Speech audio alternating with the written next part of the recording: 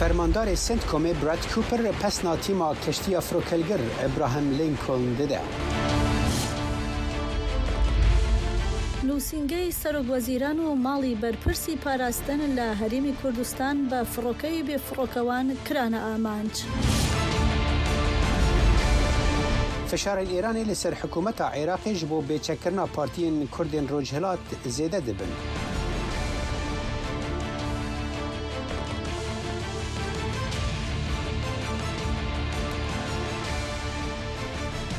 جا تلفزيون كردية دنجي أمريكا لواشنطن بايتخت أف دمو همي دمن وباش بنر الهجا إيرو دوشمه 26 قلاويجا سال 1726 كردية لبرانبر حفظه تباغا 1026 زاينية أفكار من بفراو نوري وأز صالح دمجر أمي في دمجميري جوارا پیشکش بکن.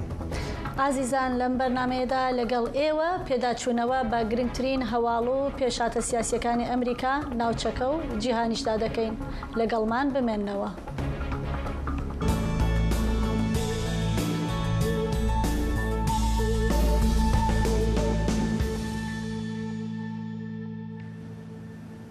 ئەو وادەی 6 ڕۆژەی کە بڕیار بوو ببێتە هۆی ڕێککەوتنی نێوان ئەمریکا و ئێران ئەمڕۆ بە بێگەیشتن بە ڕێککەوتنی کۆتایی هات، بەڵام لە بریکەمکردنەوەی گرژیەکان تارانجارێکی دیکە هەڵوێستی توندی لە دژی واشنگتۆن و ناوچەکە گرتووەتە بەر.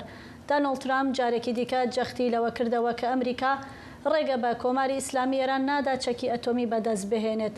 ئێستا پرسیار ئەوەیە ئایا کۆتایی ئەم وادەیە بە مانای شکستی دیپلۆماسی دێت یان دەستپێکی قۆناغێکی نوێی گوشارەکانی ئەمریکایە بۆ سەرکۆماری ئیسلامی. بۆ زانیاری زیاتر سەبارەت بە هەڵوێستەکانی ئەمڕۆی سەرۆک ترامپ و ئەوەی لە کۆشکی سپی سەبارەت بە ئێران ڕوودەدا دەچینە لای پایامنێری کۆشکی سپیمان هیوا سەلام. هیوا ئەو کاتت باش. سەرۆک ترامپ چی لەبارەی ئێرانەوە گوت و واشنگتۆن و بۆ قۆناغی داهاتوو چی ڕێبازێک دەگرێتە بەر؟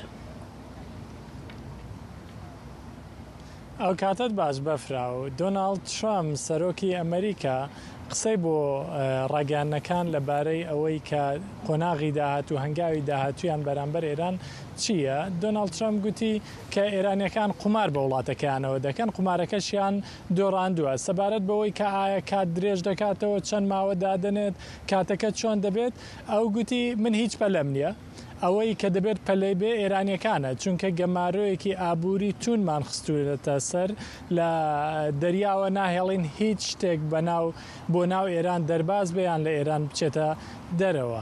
ئەو بەو گەمارۆی گوت گەمارۆیەکی پۆڵایینە هیچ شتێک دەربازی نابێت. هەروەها ئەمڕۆ بەیانی لە تۆڕی کۆمەڵایەتی تروس دووپاتی کردەوە کە ئێران پێشینەی یەکەمی کارەکانی ئەمریکا ناهێڵێت بە هیچ جۆرێک ئەو وڵاتە دەستی بگاتە چەکی ئەتۆمی. لەو بارەیەوە راپۆرتێکم بۆ ئامادەکردوون، سەرەتا با سەیری ئەو راپۆرتە بکەین. وا 6 ڕۆژ بەسەر وادەی دیاریکراو بۆ لێکتێگەیشتنی نێوان ئەمریکا و ئێران تێپەڕی. ڕۆژی دووشەممە دۆناڵد ترامپ لە پۆستێکی تۆڕی کۆمەڵایەتی تروسدا دەڵێت ئامانجی یەکەم و هەمیشەیی ئەمریکا ئەوەیە کە ئێران هەرگیز نەبێتە خاوەنی چەکی ئەتۆمی. هەر ئەمڕۆ سەرۆکی ئەمریکا گوتی کە جگە لە تەسلیم بوون هیچ ڕێگایەکی دیکە لە پێش ئێران نییە. پێشتری سەرۆکی ئەمریکا بە بیری هێنابەوە کە دەرەنجامی جەنگی ئێران هەر شتێک بێت ئەوان ڕێگە نادەن کە ئەو وڵاتە دەستی بگاتە چەکی ئەتۆمی. نابێت هەرگیز ڕێگە بدەین ئێران چەکی ئەتۆمی بەدەست بێنێت. ئێوە دەڵێن چی؟ ئەگەر کەمێک پارەی زیاتر بە بەنزین دەدەن ئەوە نرخێکی بچووکە بەرامبەر ئەوەی ڕێگری لە وڵاتێکی وەک ئێران بکرێت کە دەیەوێت چەکی ئەتۆمی بەدەست بێنێت. ئێران وڵاتی یەکەمە لە پشگیری گروپە تیرۆریستەکان لە سەرانسەری جیهاندا. چونبوونەوەی لێدوانەکان بەرامبەر بە ئێران لە کاتێکدایە کە گەمارۆی توند لەسەر بەندەرەکانی ئێرانە و بیر لە گەمارۆی وشکانیش دەکرێتەوە. هەروەها کۆشکی سپی دووپاتی کردووەتەوە کە ئەم گەمارۆیانە بەردەوام دەبن هەتا ئەو کاتەی ئێران بە تەواوی دەستبەرداری چەکی ئەتۆمی دەبێت و بازرگانی لە گەروی هورمز ئازاد دەکات. بەفراو لەگەڵ تەوابوونی ئەو 6 ڕۆژە بارودۆخی سیاسی واشنگتن و پەیوەندیەکانی نێوان ئەمریکا و ئێران وەکو ئەو خۆرەتاوی سەر من گەرم بووە و گەرم و گوڕی زۆری تێکەوتووە. ئەمە لە کاتێکدا هێشتا پەیوەندی ناڕاستەوخۆکان چالاکن و بە شێوەیەکی ناڕاستەوخۆ دەگوترێت کە پەیوەندیان هەیە و گفتوگۆ بەردەوامە. باشە هی وازانم تشگەرمی حەزێکی جارێکی ئێستا بەهەورە چون تەگوت پێویستی ئەوەیە یعنی جەلوبەرگین گران خۆکردبوون تەگوت خەمناکیش بۆ من. هەر حال گەلو دۆنالد ترامپ لەسەر ڕێژەیە چەکین ئەمریکی لە ڕۆژهەڵاتە ناوین تشتێک نەگوت ji ber ku dengek hebû ku çekên Amerîkî kêm dibine. ساڵح دۆنالد ترامپ گوتوێتی ئەوەی تەقاندومانە هەتا ئێستا لە دژی ئێران و کوردەواری دەڵێ مشتێکە لە خەرمانێک هەر هیچمان بەکار نەهێناوە هێشتا چەکی بێشماری ئەمریکی لە بەردەستدا بۆ هەر ئەگەرێک ئەگەر لە داهاتوودا پێویست بێ. هەر ئەمڕۆ دۆنالد ترامپ لەسەر گفتوگۆی نێوان وڵاتی عومان و ئێرانیش قسەی کرد. گوتی ئەگەر عومانیەکان تاگلانە هەڵسوکەوت بکەن و هیچ ڕێکەوتنێک لەگەڵ ئێران بکەن بەبێ ڕەزامەندی کۆمەلگای نێودەوڵەتی ئیتر درێخی ناکەین لەوەی کە لە عومانیش بدەین. لەلایەکی دیکەوە نێردەی تایبەتی سەرۆکی ئەمریکا جێرارد کۆشنەر لە میسرا بۆ گفتوگۆکردن لەسەر چەککردنی حەماس و لەگەڵ کاربەدەستانی میسر و لەگەڵ سەرۆکی حەماسیش کۆبوونەوە و دانوستانی هەبووە کە بەو زوانە لە غەزا حەماسیش چەکدادنێت. ئەمە بوو هەواڵەکانی کۆشکی سپی. بەڵێ هیوا سەلام پامێرمان لە کۆشکی سپی سپاس بۆ زانیاریەکانت.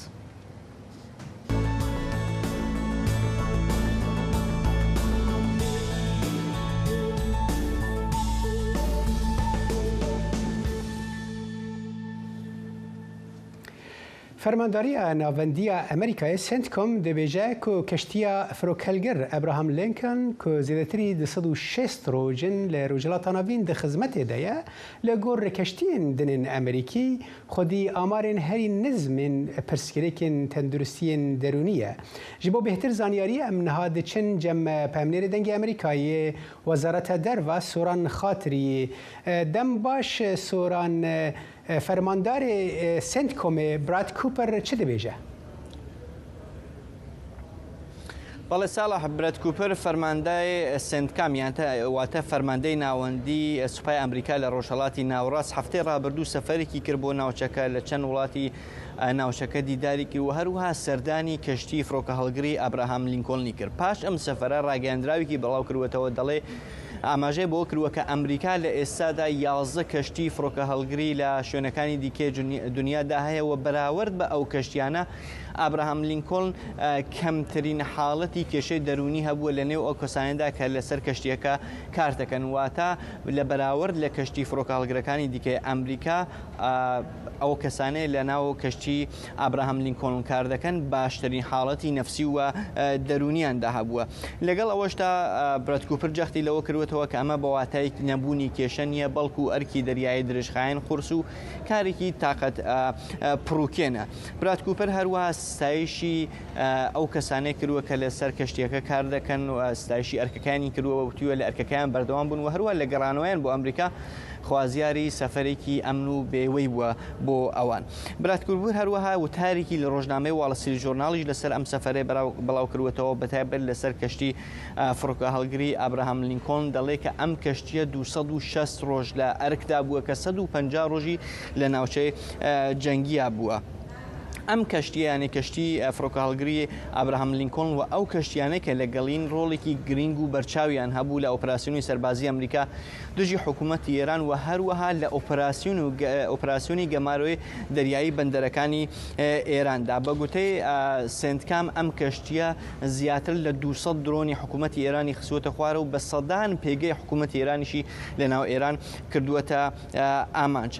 فەرماندەی سنتکام دەڵێت کە ئەم کەشتیە یانێ ئابراهام لینکۆلن تونترین شەڕی دەریایی سوپای ئەمریکای دوای شەڕی جیهانی دووەم ئەزمون کردووە. بەیاننامەکەی فەرماندەی سنتکام و هەروە وتارەکەی لە ڕۆژنامەی واڵ ستریت ژۆرناڵ لە کاتێکدایە کە چەند ڕۆژنامەیەک باسییان لەوە کردبوو کە بەهۆی درێژبوونی ئەرکەکەی ئابراهام لینکۆلن و ئەو کەسانەی دەریاوانان و ئەو کەسانەی هێزی دەریایی ئەمریکا کە لەسەر کەشتیەکەن بارودۆخی دەرونیان باش نییە.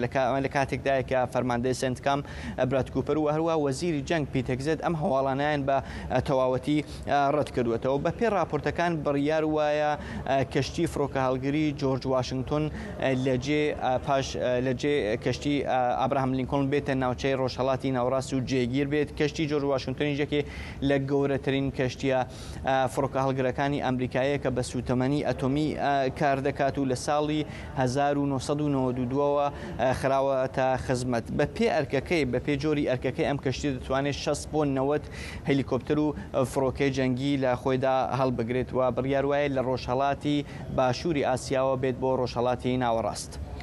بله سوران خاطری پامنری دنگ امریکای وزارت دروا سپاس بو وانزانیاریانته.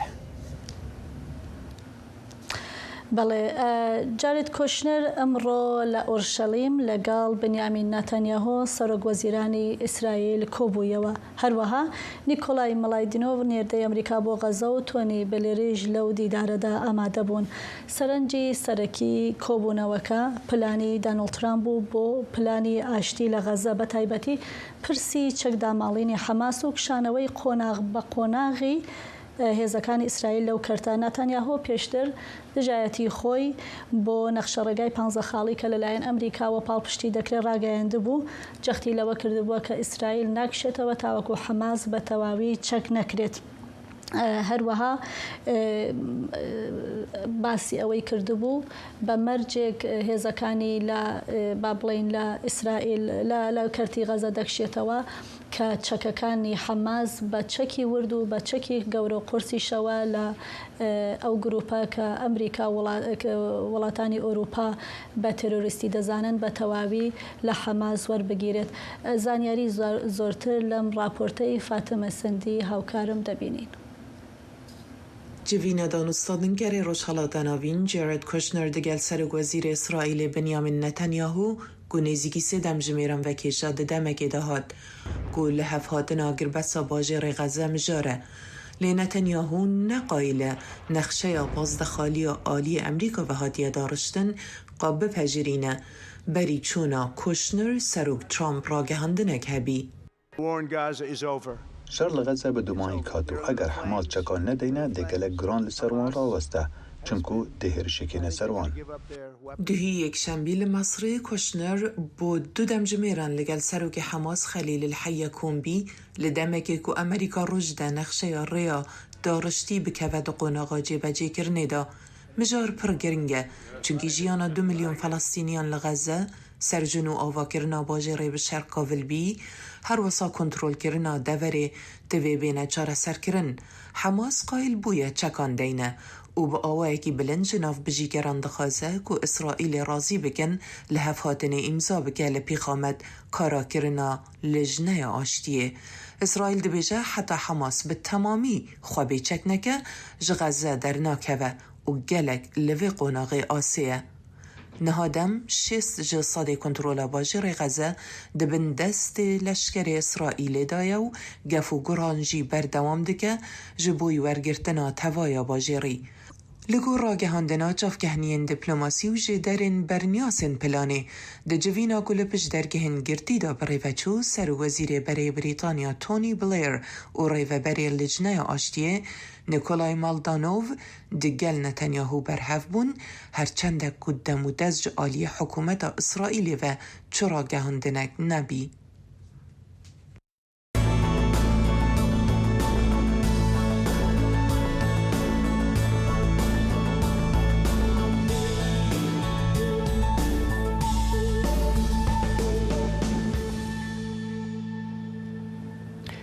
بله بینن هجام نهاج دچن کنگرس آمریکایی ده هفوین خوین جبو کانال مدیاین آمریکی دا سیناتورین آمریکی لسر چند مجارن روجه آخوین دناف دجی برنامه ناوکیا ایران آرمانجن آمریکای باندورا آبوریا شر و آمده باشی هزین اشکرین امریکا لروجهلات آنابین جبو بهتر زانیاری لسر گوتن سیناتوران سیناتورین هر دو پارتیان نها پامنر دنگ امریکای کنگرس مریوان همه به مرایه دم باش مریوان خالن هری گرینگن آخافتن سیناتوران چه بود؟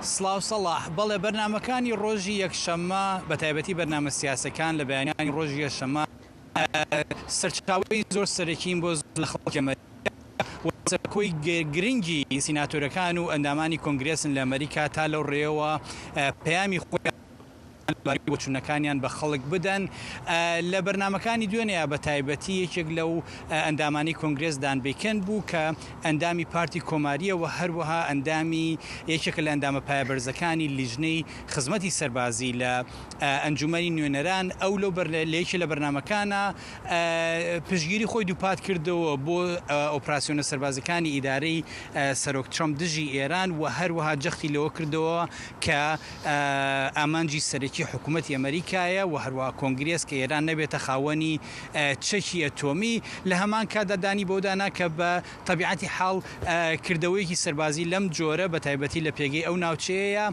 کاریگەری لەسەر بارودۆخی ئابوووریە بێت و باسی ئەوەش کرد کە پێویستە لەسەر کاربەدەستانی حکوومەت یان سیاسەکان دان بەوەیە بنێن یان باسی ئەوە بکەن کە ڕاستە ئەم کاریگەریانە هەیە و هەنێ خەڵک فشارە ئابوووریەکانیان بەدڵ نییە لە هەمان کاتدا ڕۆبن گالیۆ کە ئەندامی حیزبی پارتی دیموکراتە و لە سیناتۆرە لە ویلایەتی نوێنەرایەتی ویلایەتی ئەریزۆنا ئاکادووە خۆی لە خزمەتی سەربازی کردووە ئەویش بە هەمان شێوە باسی لەوە کردووە زیاتر تەرکیزی خستە سەرەوەی کە پێویستە ئامانجەکان بزانرێت و استراتیژی حکوومەت زیاتر ڕوون بکرێت و ئەو مەترسی خۆی تەنها لە شتێ کە یەکی لەو شتانەی کە دووباتی کردەوەات مەترسی درێژبوونەوەی ئەم ململانەیە بۆیە داوای کرد کە حکوومەت پلانی هەبێت یا استراتیژی هەبێ بۆ چۆنێتی سیناتۆرەکان سیناتۆر کریس مەرفی لە ویلایەتی کەنەتیکەت ئەمیش یەکێکە لە سیناتۆرە پایەبەرزەکان یان دەسەڵاتدارەکان و کاریگەری زۆری هەیە ئەو زیاتر چەختی لەسەر کاریگەری ئابوووریەکان کرد و باسی لە بەرزبوونەوەی نرخ کرد و ئەویش شتێکی تر کە باسی کروتی ئەوەیە کە پێویستە زۆر بەوردی هەموو هەنگاوەکان هەڵسەنگێنرێت و سیاست و استراتیژی حکوومەت بزانرێت کە چۆن ئەم جەنگە کۆتایی پێێنێت بەگشتی خاڵی هاوبەشی نێوان سیناتۆرەکان سەرباری جیاوازیان لە ڕووی ئایدۆلۆژی و لە ڕووی پارتەکانیانەوە ئەوەیە دەیانەوێت بزان استراتیژی حکوومەت بەرامبەر بە ئێران چییە و هەروەها تێچوی و استراتیجیت چییە و کاریگەریەکانی لەسەر خەڵک چییە زۆربەی زۆریان جەخت لەمانە کەنەوە کە دەیانەوێت بزانن بەرنامە و کاری حکوومەت لە بەرامبەر بە ئێرانە بزانن بەڵێ مەریوان وەک دەزانی یەکێک لەو پرسانە کە ئەم ڕۆژانە زۆر قسەی لەسەرەکرێ دۆخی کارمەندان و دەستە و سەربازەکانی نییە و کەشتی فڕۆکە هەڵگری ئەبراهیم لینکۆنە پێم وابێ کۆمەڵی سیناتۆریش لەسەر هەر ئەم پرسە لێدوانیان هەبوو قسەیان کردووە دەبێت زانیاریمان لەم بارەیە بدەیتێ؟ بەڵێ بەفراود چەند ڕۆژێکە زۆربەی سیناتۆرەکان ڕاستی بە هەردوو پارتەکەیە باسییان لەم پرسە کردووە دواترینیانەوەی 12 سیناتۆر لە پارتی دموکراتی ئەمریکا نامەیەکیان ئاراستەی وەزیری جەنگ پیت هێکسەس کردووە و داوای لێکن کە زانیاری زیاتریان لەسەر ئەو بارودۆخی کەشتەکە بیاتێ و لەسەر تەندروستی گشتی و هەروەها باسییان لە کۆمەڵی راپۆرت کردووە کە لە میدیاکانە بڵاوکراتەوە سەبارەتەوە هەنێ لە خزمەت گوزاریەکان دابین ناکرێن ویان معنەویاتی سەربازەکان بە پێویست نییە وەکو هاوکاری پێشوم سۆران خاتری باسی کرد ئەم کەشتیە نزیکەی 270 ڕۆژە لە دەریایە و یەکێکە لە کەشتیە جەنگە سەرەکیەکان کە پشگیری و یارمەتی ئۆپراسیۆنەکانی حکوومەتی ئەمریکا دەدات لە ڕۆژهەڵاتی ناوەڕاستە بە تایبەتی لە ململەکان دژی ئێران ئەو 12 سیناتۆرە و جگە لەوانە سیناتۆری تر داواکەن بزان زانیاری زیاتریان لەو باریەوە پێ بدرێت پەنتاگۆن وەڵامی یاوەتەوە براد کوپەر کە فەرماندەی سنتکۆمە سەردانی کەشتەکەی کردووە و پەنتاگۆن دەڵێ هەنێ لەو کێشانە چارەسەر کراون و چارەسەری زیاتریش بەڕێوەیە بەوەی کە شخوانها سوران جي بحثوا كيركو او دبيجن رابورتين وها نراستن وحرتش تماما لسر بشتا جميع ابراهام لينكولن قالك سباس جبو زانيارينتا بامنيري دنجي امريكا كونغرس مريوان حما سباس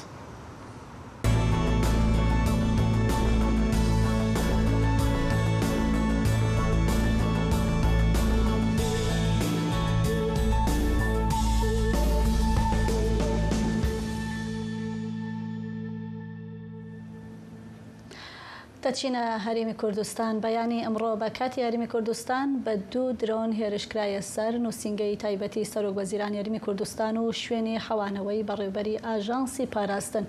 دواتر دەستگا ئەمنیەکان یاریمی کوردستان ڕایانگەیان کە هێرشەکان لەلایەن ئێرانەوە کراوە. حکوومەت و حزب و لایەنە سیاسیەکان یاریمی کوردستانیش سەر کۆنەی هێرشەکەیان کرد. بۆ زانیاری زیاتر دەچینە لای هاوکارمان دیار جەماڵ لە هەرێمی کوردستانەوە. دیار بە دیاری کراوی هێرشەکان کەی کران و کاردانەوەی حکوومەتیش تاوەکو ئیستا چی بووە؟ بەڵێ بەفراو سڵاوت لێبێ بەیانی ئەمڕۆ دووشەمە بە دیاریکراوی کاژمێر 1228 خولەک 2 درۆنی بۆمبڕێژکرا و ئاراستەی ئۆفیسی تایبەتی مەسرۆف بارزانی سەرۆکوەزیرانی هەرێمی کوردستان و شوێنی حەوانەوەی بەڕێوەبەری ئاژانسی پاراستن کرا لە سنووری قەزای پیرمام سەر بە پارێزگای هەولێر. بەڵام هیچ زیانێکی گیانیان نەبوو هەردوو درۆنەکە. دواتر دژە تیرۆری کوردستان بڵاوی کردەوەتی 2 درۆنە بۆمبڕێژکراوەکە لە جۆری حەدید سەودا لە دیوی سنووری وڵاتی ئێرانەوە ئاراستەی هەرێمی کوردستان کراوە و هێرشەکە جێگەی قبول نییە و تەواوی بەرپرسیارەتی و لە کەوتەکانی لە ئەستۆی ئەنجامدەرانێتی. ینی دوا بە دوای ئەمە ینی فەوزایەکی زۆر هەرایەکی زۆر لە هەرێمی کوردستان دروست بوو سەرجەم لایەنە سیاسیەکان هاتنە سەرخەت و دواتر مەسرۆف بارزانی سەرۆکوەزیرانیش هاتە دەنگ و باسی لەوە کرد بە پێی لێکۆڵینەوە زانیاریە سەر پشتڕاستکراوەکانی دژە تیرۆری کوردستان ئەمڕۆ ئۆفیسی تایبەتی من و شوێنی حەوانەوەی بەڕێوەبەری ئاژانسی پاراستن لە هێرشێکی درۆنی ئێرانیدا کراوەتە ئامانج. من پەیوەندیم کرد بە وتەبێژی حکوومەتی هەرێمی کوردستان بەڵام دیارە پەیوەندەکە بەردەست نەبوو. بەڵام بە گوێرەی ئەو زانیاریانەی کە بە من دراوە ێزە ئاسایشەکان ڕێوشوێنی ئەمنی توندیان گرتوۆتە بەر و لە هەوڵدان بۆ دۆزینەوەی شوێنی هەڵدانی درۆنەکان چونکە حکوومەت بڵاوی کردەوە کە شوێنی هەڵدانی درۆنەکان لە دیوی ئێرانەوە کراوە و هەرێک لە سەرۆکایەتی هەرێم و وەزارەتی پێشمەرگەش ئیدانەی هێرشەکەیان کرد و دەڵێن ئەمە پێشێلکاری سەروەری یاسا و داوایان کرد حکوومەتی عراقی هەڵوێستی جدی لەسەر ئەمە بێت و دوا بە دوای ئەمەش ئێوارەی ئەمڕۆ عەلی زەیدی سەرۆکوەزیرانی عراق هاتە سەرخەت و بڕیاریدا بە پێکێنانی لیژنەیەک بۆ ئەوەی لیژنەکە پێک بێنرێ و سەرچاوەی هێرشەکە دیاری بکرێت و دوا بە دوای ئەوەش فەرمانی کردووە کە بۆ ڕای گشتی ئاشکرا بکرێت و هەروەها فواد حوسێنیش وەزیری دەرەوەی حکوومەتی عراقی پەیوەندی بە وەزیری دەرەوەی ئێران کردووە و نیگەرانی و ناڕەزایی خۆی دەربڕیوە و داوای ڕوونکردنەوەی لە ئێران کردووە بۆ ئەوەی کە بزانرێت بۆچی هێرشکراوەتە سەر ئۆفیسی تایبەتی سەرۆکوەزیران. وەروە ئەمەی باسەوەش بکەم هەر ئێوارەی ئەمڕۆ تۆمبارک نێردەی تایبەتی سەرۆکی ئەمریکا بۆ عراق پەیامێکی بڵاو کردەوە ڕایگەیان بە توندی سەر کۆنەی هێرشکردنە سەر هاوڕێ و هاوبەشە ئازیزە کوردەکەمان مەسرۆف بارزانی سەرۆکی حکوومەتی هەرێمی کوردستان و نووسینگەکەی لە هەولێر دەکەین و پەلاماردانی هاوپەیمانە کوردەکە جێگەی ینی جێگە قبولکردن نییە و ڕژێکی ڕاستەوخۆیە بۆ سەر سەقامگیری ناوچەکە و چاوپۆشی ناکە. ئەمە قسەکانی دیارە تۆمبارک بوو کە باسی لێوە کرد. من بەفرەوە ئەمەی باسەوەش بکەم کە درۆنی حەدید یەکێکە لە ترسناکترین ئەو درۆنە خۆکوژیانی کە تاوکو ئێستا ئێران بەکاری نێناوە و ئەمڕۆ بەکاری هێنا و توانای هەڵگرتنی 30 کیلۆ تەقەمەنی هەیە و دەتوانێت 510 کیلۆمەتر ببڕێت لە کاتژمێرێکدا واتە درۆنێکی زۆر ترسناک و یۆرانکەرەیە. بەڵێ باشە دیار ینی ژبلی هەلوەستن و نەرینێ سەرکردەیان ئالیین سیاسی دەربارەی vê êrişî çi dibêjin û wan çi helwest dane heta vêgavê؟ بەڵێ ساڵا دیارە لەو کاتەوەی کە جەنگی ئەمریکا دژ بە ئێران دەستی پێ کردووە ئێران 4 جار هێرشی کردووە سەر ماڵی هەرێک لە نێچیروان بارزانی سەرۆکی هەرێمی کوردستان و مەسعود بارزانی سەرۆکی پارتی دیموکراتی کوردستان و دوایین هێرشیش ئۆفیسە تایبەتەکەی سەرۆکوەزیرانی هەرێم بوو. دیارە حەزبە کوردستانیەکانیش لە ئاستی هەرێم و لە ئاستی عراق دوای هێرشەکەی بەرەبەیانی ئەمڕۆ ڕاگەنراوی توندیان دەرکرد و ڕایانگەیاند کە هێرشکردنە سەر دامەزراوەکانی حکوومەتی هەرێمی کوردستان پێشاتێکی مەترسیدارە و ئیدانەی هێرشەکەیان کرد و بە خوێندنەوەی چاودێرانی سیاسیش من لەگەڵ چەند چاودێرێکی سیاسی قسەم کرد ئەوان باسییان لەوە کرد ئێران و گروپا و پەیمانەکانیان لە عراق دەیانەوێت پێگەی هەرێمی کوردستان لاواز بکەن چونکە ئێستا هەرێمی کوردستان چاوێکی زۆری لەسرە لە ئاستی نێودەوڵەتیە و لەمان کاتە بەرپرسانی هەرێم هەمیشە ڕایان گەیاندووە کە کوردستان بەشێک نییە و لەو جەنگە و تەواو بێلایەنە. بەڵام ئێران بە خوێندنەوەی چاودێران ناوێت ئەو بێلایەنیە هەبێت و بۆیە ناوبەناوە لە ڕێگەی درۆنە لە ڕێگەی موشکەوە هێرش دەکاتە سەرخاکی هەرێمی کوردستان و گروپە چەکدارەکانی ناوخۆی عراقیش بە هەمان شێوە. بۆیە ئێستا ناڕەزایەتێکی زۆر لە عراق دروست کرەوە چاوەڕوانی هەمووان چاوەڕوانی دەرەنجامی لێکۆڵینەوەن بۆ ئەوی بۆ ڕایگەشتی ئاشکرا بکرێت. بەڵێ دیار جەماڵ پەیامنێرمان لە هەرێمی کوردستان سپاس بۆ زانیاریەکانت. بله ایران فشار لعراق زیده کریه که ریکفتنه که لسر بیچکرنا اپوزیسیونا کردین ایرانیین لحریما کردستان پیک بیند همان دمه ده حکومت عراقی به حکومت حریم کردستان را ده دانستاندن دیه لسر چوانیا به جهانینا ریکفتنه که وها نها بال لسر هلوستا پارتین کردیه که اوی چاوا برسوا بواجویا بیچکرنه بدن راپورتا هنر احمد بهتر آگاهی هنه جارێکی دیکە ڕژێمی ئێران فشاری بۆ حکوومەتی عێراق هێناوە تاوەکو ڕێککەوتنی ئەمنی نێوانیان تایبەت بە چەکداماڵینی حیزبەکانی ڕۆژهەڵاتی کوردستان جێبەجێ بکات. هەر لە چوارچێوەی توندکردنی فشارەکانیدا ڕژێمی ئێران بەردەوامە لە بۆردومانکردنی ئەو حیزبانە. ئەمە لە کاتێکدایە بارەگای حیزبەکان لە نێو شاردا داخراوە کەمپەکانیشان چۆڵ کراون لەبەر نەبوونی جێگا بۆ گفتوگۆکردن لەسەر فشار و هەڕەشەکان لەگەڵ ئەم جەت حوسێن پەناهی ناچار هاتووینەتە شوێنێکی گشتی. ئێمە و حەزبی دموکرات لە سنوورەکان هێزی پێشمەرگە بام و کشاینەوە زۆرێ لە بارگاکامان کە بە درێژایی 35 ساڵی ڕابردوو 40 ساڵی ڕابردوو لەوێ نێشتەجێ بووین بارگا بوو شوێنی ڕاگەیاندن و بنەماڵە و ئۆرگانەکانمان بوو چۆڵمان کرد و چوینە ناو کەمپەکان دەی ئەوەی لازم بوو ئێمە لە پێناو پاراستنی قەوارەی هەرێم کردمان لەبەرەوەی بەرحاڵ هەرێم نەکەفتە بەر تەنگێژە نەکەوێتە بەر پەلامار و نەکەوێتە بەڵام بینیمان لە شەڕی 40 ڕۆژە و دەستپێکی و تا ئێستا ئێران لە هیچ کارێک بەرامبەر بە هەرێم و ئێمە درێغی نەکردووە. لە 19 ئاداری ساڵی 2023 حکوومەتی عێراق و ئێران لەسەر چەند خاڵێک ڕێککەوتن کە بریتی بوو لە چەکداماڵینی حیزبەکانی ڕۆژهەڵاتی کوردستان و دوورخستنەوەیان لە سنوور و ڕێگریکردن لە بەکارهێنانی خاکی عێراق بۆ هێرشکردنە سەر ئێران. چاودێرانی دۆخەکە پێیان وایە ناوەڕۆکی ئەو ڕێککەوتنە جێبەجێ کراوە بۆیە بیانۆیەک نەماوەتەوە بۆ بردومانکردنی حیزبەکانی ڕۆژهەڵات و خاکی هەرێمی کوردستان. هیچ مبارڕێک نییە بۆ هێرش بکرێتە سەهەرێمی کوردستان. ئەگە بێ خوێنوێ بۆ ڕێککەوتنە بکەین کە لە نێوان ئەو دوو وڵاتەوە بە ئامادەبوونی ئێمە حکوومەتی هەرێمی کوردستان هەموو ناوەڕۆکەی جێبەجێ کراوە هەنی خاڵێک نییە ئینحراف تداکرابن جێبەجێ نەکراوی ئەو خەڵکی کە بەهۆی بارودۆخێکەوە ئەو وڵاتیان بەجێشتۆ نیشتەجێی هەرێمی کوردستانن بەردەوام لەژێر چاودێریکردنی دەستگا ئەمنیەکانی هەرێمی کوردستان بۆ نەبینە هەڕەشە بۆ حکوومەتی ئیران. بەپێی چەند سەرچاوەیەک لە حکوومەتی عێراقەوە ئێران مەرجی نوێی هەیە بۆ حیزبەکانی ڕۆژهەڵاتی کوردستان دیارترینیان گواستنەوەی سەرکردەکانی ئەو حیزبانەیە بۆ وڵاتی سێیەم و داخستنی هەموو کەمپەکان. بەڵام حیزبەکانی ڕۆژهەڵات دەڵێن ناچینە ژێرباری داواکاری نوێی ڕژێمی ئێرانەوە ئەگەر فشاری زیاتریش بکرێ خەباتی چەکداری دەبینە ڕۆژهەڵاتی کوردستان.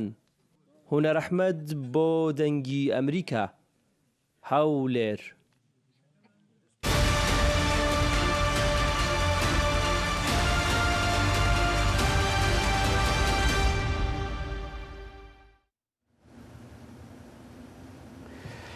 سەرۆکی ئەمریکای دۆناڵد ترامپ بە ئاشکەری پێشوازی لە ڕێکەفتنا نویا بەرەوانیە ناوبەرە ترکیە و عەرەبستانە سعودی و پاکستانێدا کرد و ئەو وەکو گاڤەکە یەکەما مەزن وێرەک و گرنگ بە ناوکرد. نەریناوی حتا نەها نیشانە هەری زەلال دەدا کە واشنگتن چاوە لە ڕێکەفتنێکە ئەولەهیە هەرێمی نو دنێرە کۆ دکارە تێکەلیین ئەولەهیە لە ڕۆژهەڵاتە ناوین ژنۆڤە دامەزرینە.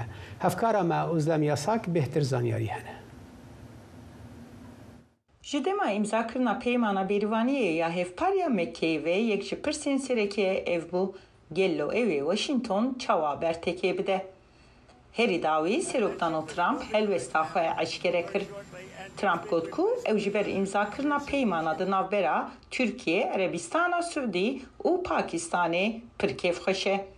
وی پیمان وک گاوک مزن ویرگ و گرینگ یا دسپیکی بناف کر. ترامپ راگاند کو پیمان نشان داده ولاتین حرمه نزی هفدبن و دکارن با آوایی که خورتر بریوانی آخوی بکن.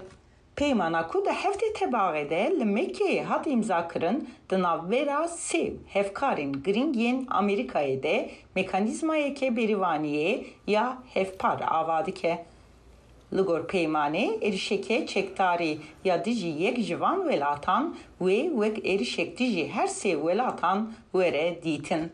Her se velat plandıkın ku hefkariya leşkeri rehenanen hefpar u hefkariya duvarı pişesaziya berivani u teknolojiye de berfrettir bıkın. Pısport Beyjin peşvaziya ereniya Trump gringe jiberku pişti peymane serrola evlihiye ya Amerika'ya lehereme gellek pırs u nikaş terketine hole. Hın pıspor ve peymane vek nişana hevla velatin hereme ve armanca kim kırına gredana evlihiya xwe bi Washington'e redibinin. Li pısporin din dibêjin hevkarên Amerikayê ku ji bo evlihiya xwe berpirsyariya zêdetir digirên ser milê xwe dikarin hevdem barê Washingtonê jî sıvıktir bikin. Berteka Trump nîşan dide ku serokê Amerîka ji bo niha vê kapasiteya heremî erenî dinirxîne. Serokê Tirkiye Recep Tayyip Erdoğan jî got ku peymana Mekkeyê ji bo şandina peyameke girîng ji cîhanê re derfeteke bû. Erdoğan got di demeke ku tekliyên Amerîka û Îranê ji qonağeke dijwar derbas dibin peyman hevdem peyameke aştiyeyê jî. Wî got ku di siberojê de welatên din jî dikarin beşdarî vê hevkariyê bibin. Bi vî awayî sê hevkarên girîngên Amerîkayê mekanîzmayeke berîvaniyê ya hevpar ava dikin û serokê Amerîkayê jî bi eşkereyî pêşwaziya vê gavê dike. Lê li gor pisporan niha pirsa sereke ev e. Peymana Mekkeyê ve tenê kapasiteya berîvaniyê ya hevkarên Amerîkayê xurttir bike yan jî bi demê re rola kevneşopiya Washingtonê de evlihiya herêmê de biguherîne. Özlem Yasak, Dengê Amerîka, Washington DC. ڕەجەب تایب ئەردۆغان سەرۆکی تورکیا لە چاوپێکەوتنێکدا ڕایگەیان تا کۆتایی ئەم ساڵ سەردانی دێمەشق دەکا. ئەردۆغان هەروەها باسی لە کوردەکانی ڕۆژاواش کرد و وتی ئەوانیش سوود لە پرۆسەی ئاشتی وەردەگرن. بۆ زانیاری زیاتر پەیامنێر ئەیوب دیمێرمان لەگەڵە لە ئەستەمبۆڵەوە. ئەیوب ئەم لێدوانەی ئەردۆغان لە تورکیا چۆن هەڵسەنگاندنی بۆ دەکرێت و چۆن لی دەڕوانە؟ Vefra rastî ew hevpeyvîn ji bo El Cezîre Erdoğan dabû. Dikarim bêjim ku piştî wî jî li Tirkiye gelek li ser vî nîqaş hatin kirin. Çi dibêje di vê derê da li ser Kurdan zêdetir hin tiştan derdixîne pêş. Dibêje ku em ê li Kurdên ku herêmê re meqseda wî rojhilata navî ne em ê tekliyê xwe bi wan raxurt bikin û hevkariya wan jî bikin. Hêladin da jî dîsa li ser Sûriye jî disekine dibêje ku di rewşeka aramî û aştiyê da Kurd wê para xwe bigirin. Yani ev gotinên Erdoğan rastî gelek girîngin xeyrîbane jîn behsan tiştên dil jî kir. Yani li ser Yekîya Ewropa û Türkiye dîsa peymana Mekke û Arabistanê ev 35 kir. Lê dikarim bêjim ku li Tirkiye herî zêde tiştê ku balkişan gotinê Erdoğan li ser Kurdan bû.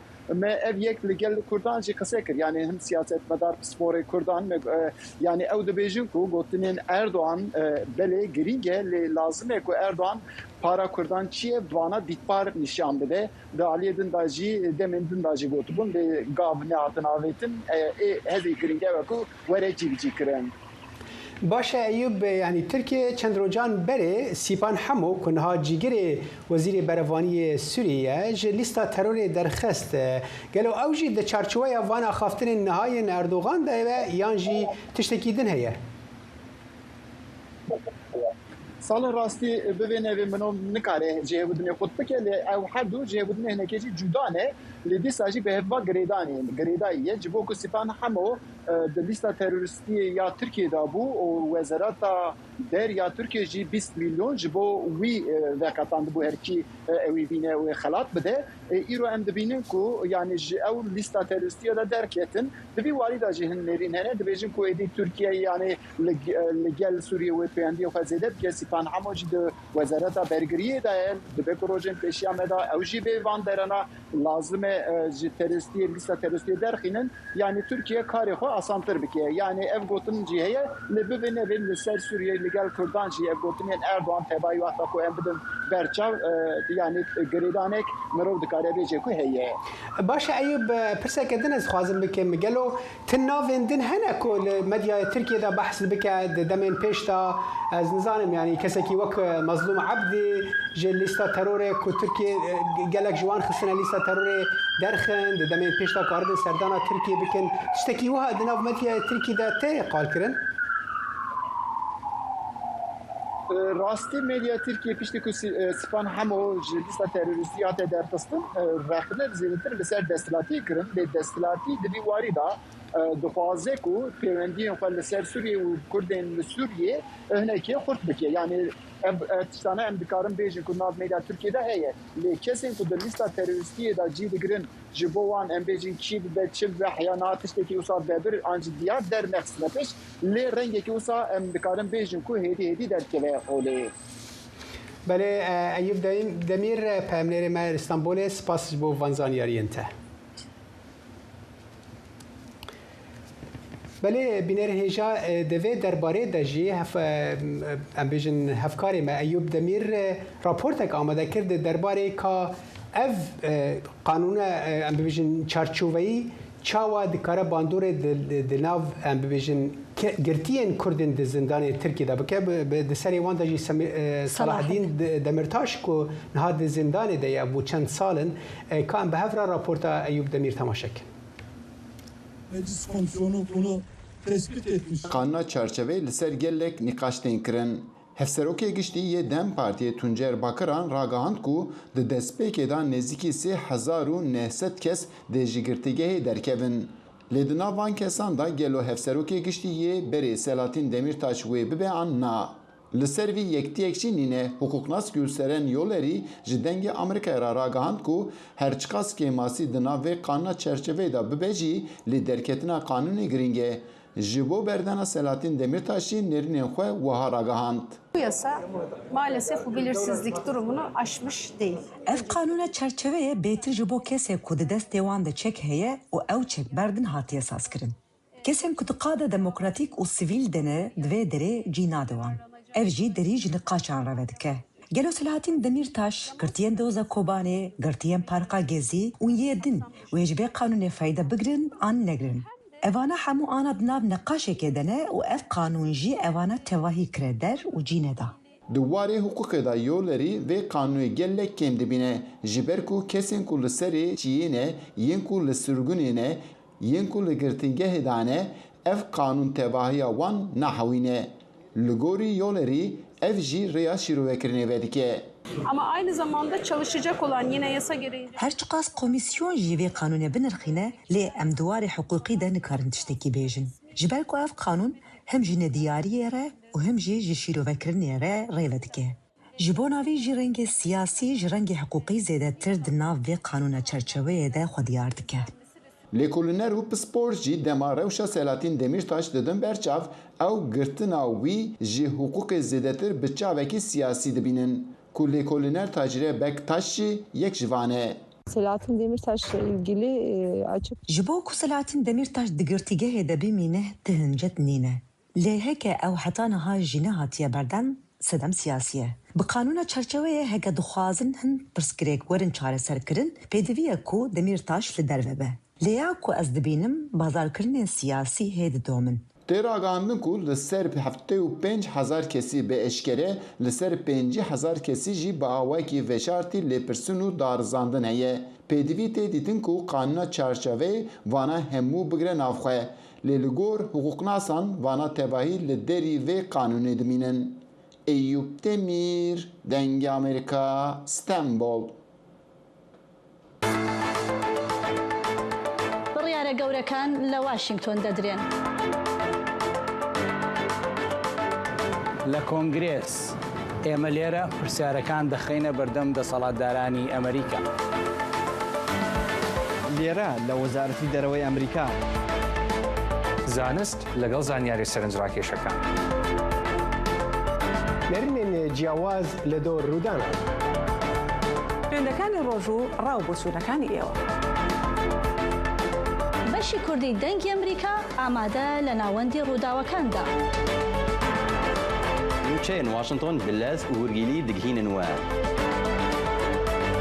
دەنگی کوردان لە دڵی واشنگتۆنەوە.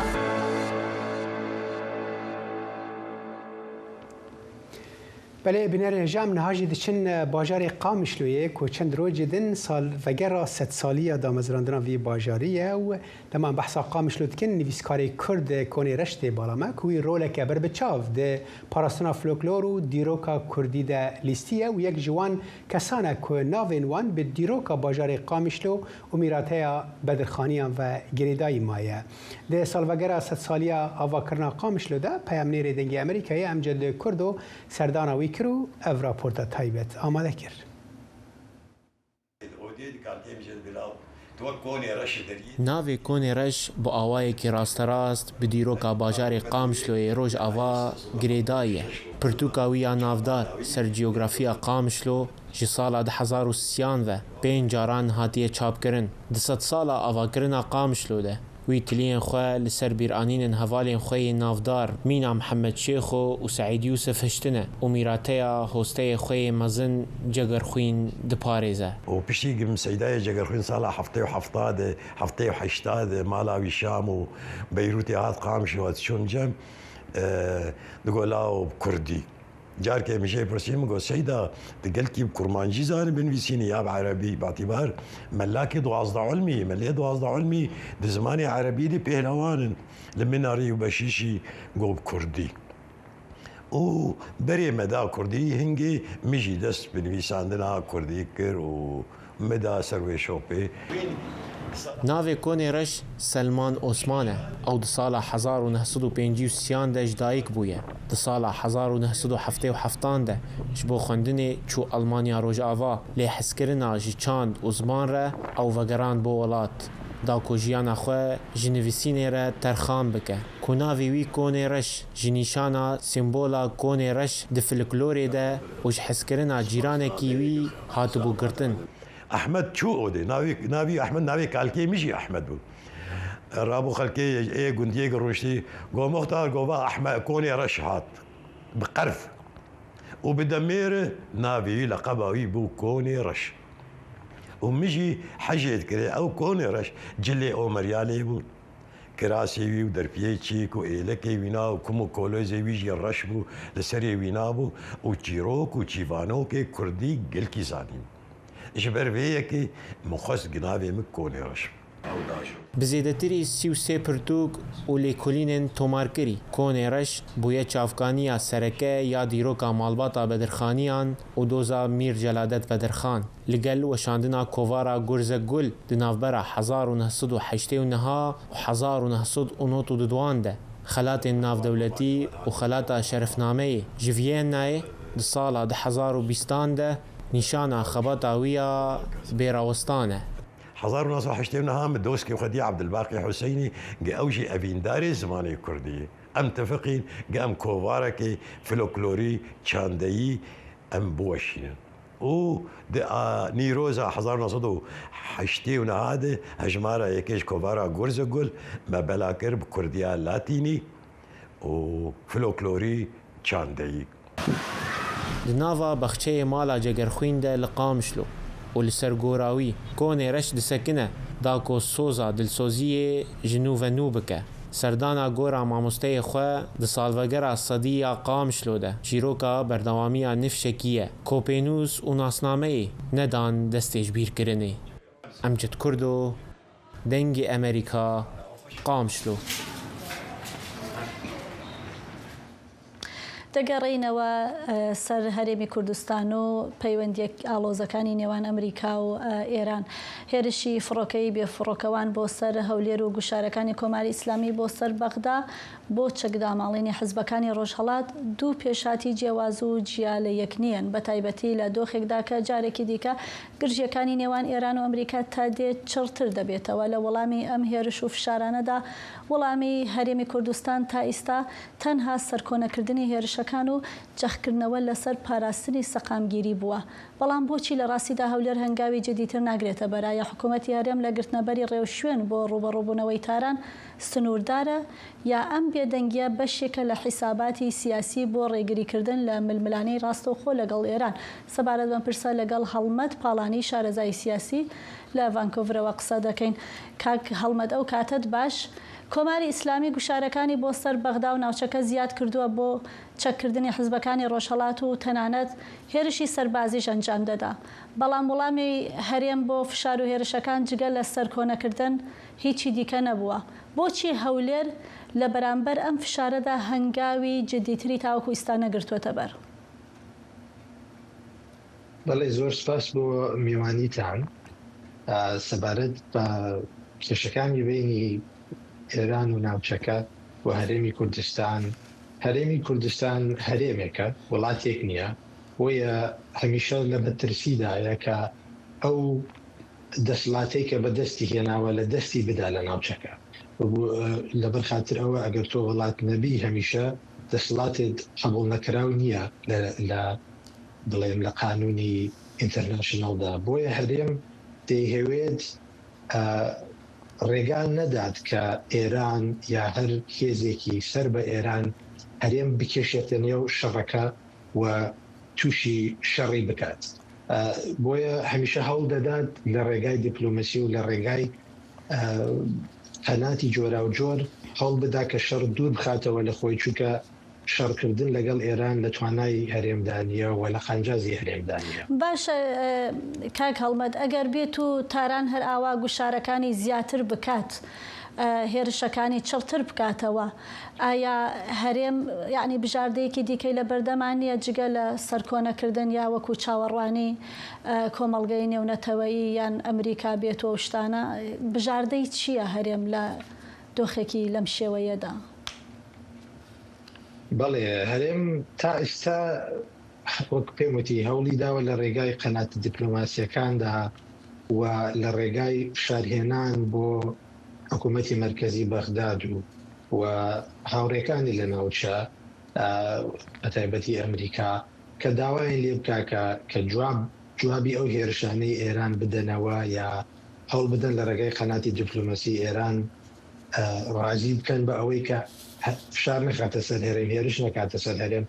ئەمە ئەوەی لە معنای ئەوەدا نییە کە هەرێم لە توانایدا نییە کە جوابی ئەو هێرشانە بداتەوە، بەڵام بەقەدی نازانێت، چونکە ئێستا کە وڵاتە بەهێزەکانی وەک ئیسرائیل و وڵاتانی کەندا و هەتا ئەمریکاش خۆی بەجددی یانی لە شەڕدایە ئەمە چەندین مانگە لەگەڵ ئێراندا، بەڵام بەجددی جوابی ینی نیشان نادات کە بەڕاستی دەیەوێت ڕژیمی ئیسلامی ئێران بڵێن.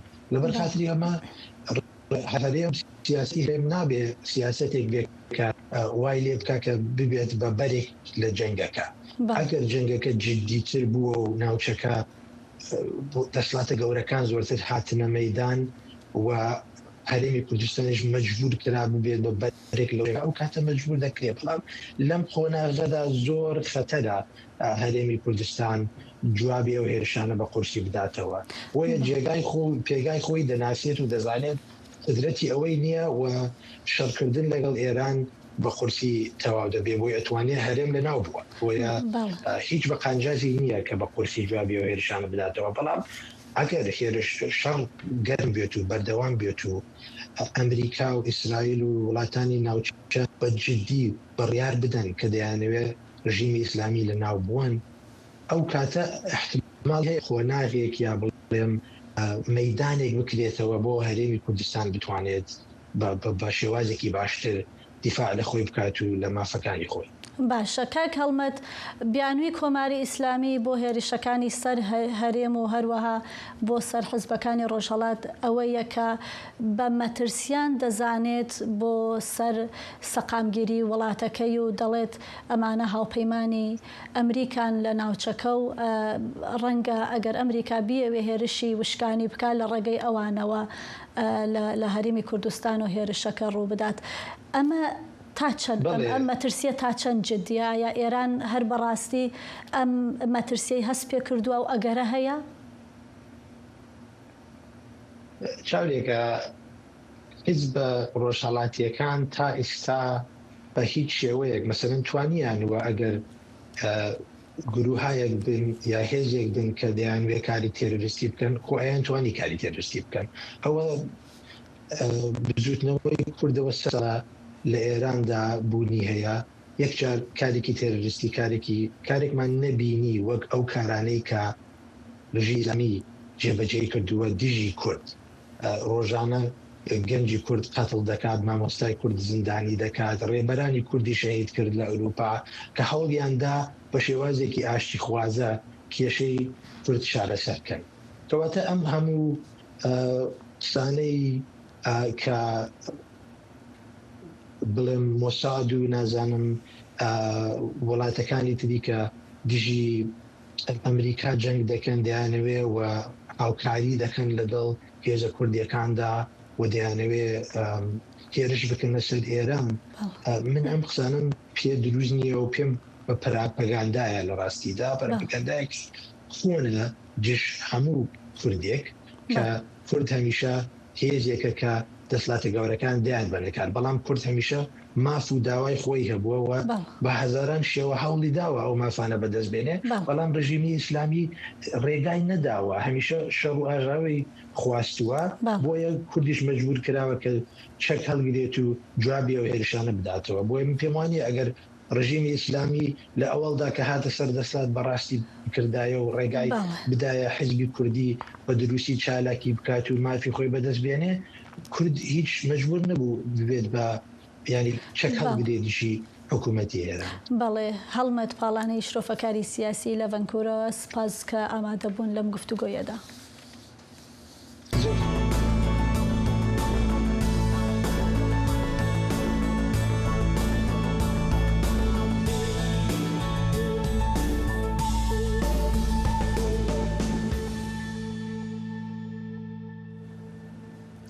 هەر لە هەرێمی کوردستان کاکەیەکان داوای دروستکردنی ناوەندێکی ئاینی دەکەن لە گوندی هەوار بۆ ئەوەی بتوانن مەراسیم و چالاکیە ئاینیەکانیان تێدا ئەنجام بدەن. لە ئێستادا بەهۆی نەبوونی هۆڵێکی تایبەت بەو مەبەستە کاکەیەکان ناچارن لە هۆڵی ماتەمینی هەڵەبجە مەراسیم و چالاکی ئاینیەکانیان ئەنجام بدەن.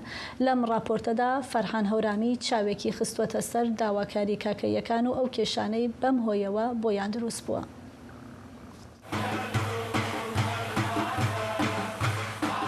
گوندی هاوار لە بەڵگەنامە و دەقاینەکانی کاکەییدا بە خاکی پیرۆزدا دەندێت. ئەم گوندە مەزارگەی چەندین ڕابەر و کەسایەتی دیاری ئاینەکەی لە خۆ گرتووە. هەندێک لە مەزارگانە تەنیا هێمای خەڵوەتگە و ڕۆحی یان جێپێی پیرۆزکراوی ئەو ڕابەرانن. لە ڕووی پێگاتی تەلارسازیەوە شێوازی قوبە یان قوچەکی بەرزیان هەیە. لە ناوەوە بچووک و تەنگن بە ڕووناکی چرا و پەڕۆی سەوز ڕازێنراونەتەوە کە هێمای ڕۆشنی و پاکین. لە هەوارە کۆن ئەحمەدەی کەی بڕ هەیە پۆنە کۆنە پۆش میری سوور هەیە سەیدەکانە ئەوی شوێنی دانیشتنە مەرقەوی نییە. شایبراهیم شوێنی لەدایک بوونە مەرقەوی نییە ئەویش. پیرە ئسماعیل مەرقەوە قەبرەکەی تایە. لە ڕووی بیر و باوڕەوە ئاینی کاکەیی سیستەمێکی ئاینی بەستراوە واتە ئاینێک نییە بۆ بانگەشەکردن. وەک لە کەلامدا دەڵێ ڕاستجە غەریبان بپۆشن نهێنی بەڵام نەبوونی جەمخانە کە شادەماری کۆبوونەوە و جێبەجێکردنی نەریتە ئاینەکانیانە برینێکی بەسوێیە لە جەستەی ئەم پێکاتەیەدا. ئێمە تەنها یەک هۆڵمان هەیە ئێستا خەڵک مەراسیمی تیاکە هۆڵەکەش هی پرسەیە ئەمە زۆر زەرورمانە ئەم شوێنە ئەگەر بێت و بتوانرێ بۆمان دروست بکرێەوە زەویش هەیە چونکم ئێمە مەڕعی دێمان هەیە مەڕعی گوندەکەمان هەیە ئەتوانی لەویا ئۆتۆماتیکی پرۆژەی خزمەتگوزاری بە تایبەتی ژەمخانەیەکی تیا دروست بکرێت. دەنگی ئەمریکا بۆ زانینی هۆکاری دروستنەکردنی جەمخانە بۆ چالاکیەکانی ئاینی کاکەی سەردانی قایمقامیەتی هەڵەبجەی کرد. قایمقامی هەڵەبجە ڕایگەیان لە دەرفەتێکی نزیکدا بۆ گفتوگۆکردن لەسەر ئەم بابەتە خۆیان سەردانی گوندەکە دەکەن. لە هەندێکی نزیکە بە فەرمی سەردانی گوندەکە کەم لەگەڵ بەڕێوەبەری ناحیەی بیارە ئەگەر جەنابی پارێزگاریش بتوانێت بە فەرمی سەردانێکیانەکەین گوێ لە داواکاریەکانیان ئەگرین و پێشتیش گیراوە بەڵام خۆتان نەزان لە کاتی ئێستادا قەیرانی دارایی و سەرفنەکردنی نەختینەی پرۆژەکان یەکێکە بێت لەو کێشانەی کە تۆ ناتوانین دەست بەجێ هیچ بەڵێنێک بدەیت بەڵام دڵنیابن هەوڵی خۆمانین داواکاریەکەشان داواکاریکی ڕەوایە. ناسنامەی ئاینی لە ناو کاکەیەکاندا بە جۆرێکە کەسێک تەنیا کاتێک بە کاکەیی هەژمار دەکرێت کە لە دایک و باوکێکی کاکەیی لەدایک بوو بێت. شوێن کەوتوانی ئەم ئاینە خاوەن کۆمەڵێک هێما و نیشانەی دیارن بۆ پاراستنی ناسنامەی ئاینیان لەوانە هێشتنەوەی سمێڵ وەک هێمایەکی دیار و پیرۆز و لەگەڵ بەستنی پشتوێنێکی چوارەڵقەیی. ڕاستی پاچی ئەوە دیارن نیستی ینی خۆ بەکەم زانین ڕەدا ینی بارکێشی دینەکەی هەر چواریان چوار بنکەی سەرەکی ئاینین جەمخانە وەک ناوەندێکی قورسایی و شادەماری ژیانی ڕۆحی و ئاینی و کۆمەڵایەتی کاکەیەکان دەردەکەوێت.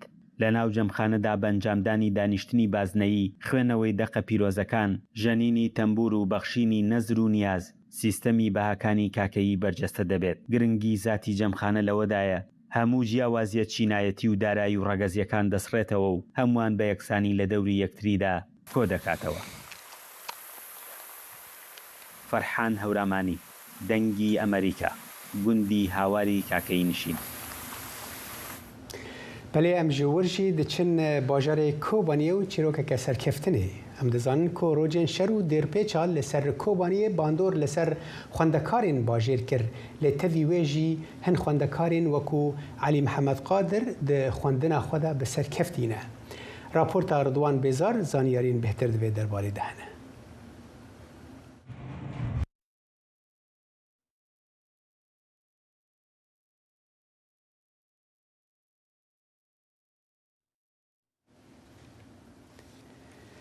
بله دیاره پرسیاری که تکنیکی رو دال هر حال از باورم کنترل هاج برد بیشن راپورت ردوان حاضره اگر حاضر بیم به افراد تماشا بکن. دناف روش الشر وقفان بلنغازي وفقريدا تفي زحمتي ودجواريا جياني ويا مالباطاوي خواندکار علی حمدی قیدر کانبو د باورنامه آمدهیدا یا خواندن ریوبریا خوسر به زمان کردی بش زانستی دا رجای 99.88 جسدی سرکفتن به دست بخه. مکتب هات نگرتن قطبون و کربجی تنبو ام بیجن لیزرجی باتوری یعنی میتور تنبو نتاقا ملبر ویجی پرجارو دخون یعنی ویجی جمرا او کرد کم بر وید خان ام بیجن آسنگی مدینی یعنی نه هر آسنگی که هر کسی رو درسو. برسالة كيجي علي باورنامه حكومت الشامية یا بش زانستی به 25 جدسدو چلی بدست خستبو. لبله بدست بکرنا شر لسر حریمه و پیش را دور پیش کرنا کوبانیه جبر مترسی و گرتنا ریان در فتح خواندن زارنگه لحلب جیچو. اجبر کو از بین محاوله کر بس یعنی وقتا که خواه بو حتی نی ما یکی داوی خواه بو حتی نی ما یکی جنب بیجن شر بو یعنی که نه آسنگی پر هبون و از نکو بچوم نکو بخواه پیگاندا فزوه داره دست مچو. مالبات علیه که سال 2014 دا مال وان به تمامی هاتو و ایران کرن هول دادن کجبو کره خوال مال روش و در فتن خواندن پیدا بکن. با في ويدي بيجاكو جبر بلنغازي او در حق علي دا خواب كيماسي هزدكا نيفرو دنه گرم دوبه كهرباء قوتي بوي دخون بالشاف هم دوبه روكات نوي حال ساعات 12 یک كهرباء قوتي نبول بر ليزر دخوند الحمد لله منها بي كيف خاشن و ایشالله ام دخوازن این پیش دا هریجی لکوبانی جبلیا علی 304 خوندکار این ریوبریا خوسر و نیزی 400 این حکومت شامه ده همان روشه دا آمدکارین خوش بو ازمون باورنامه آمدهی دکرن. ما مستین وان دبیجن کو هندک جوان دوار روز شهر و دورپیچه دا نکانبون خواندن خواه تمام بکن.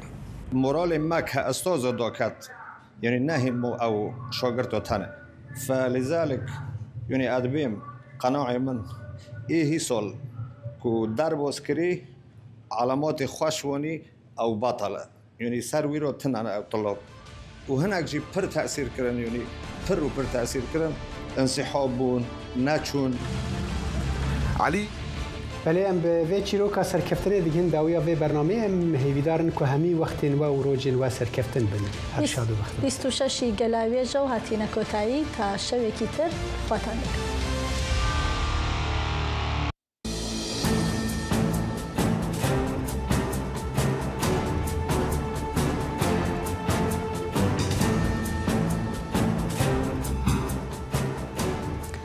سلام به برنامه خبری صدای آمریکا خوش آمدید. امروز دوشنبه 7 ماه